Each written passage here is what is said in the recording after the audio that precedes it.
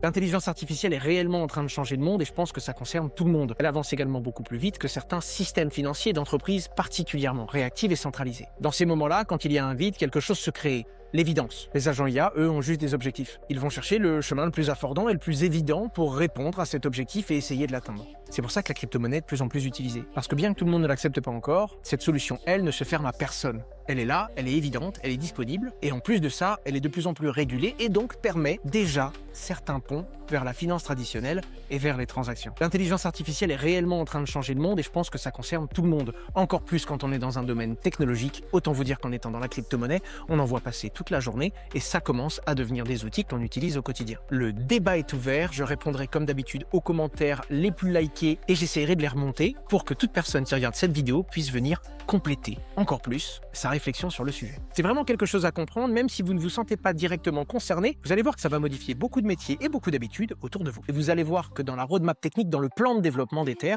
il est très clairement établi le fait qu'il faut considérer tous ces changements que va épouser la société et toutes ses priorités, notamment la scalabilité du réseau et la réduction, encore une fois, des transactions dans un avenir très proche.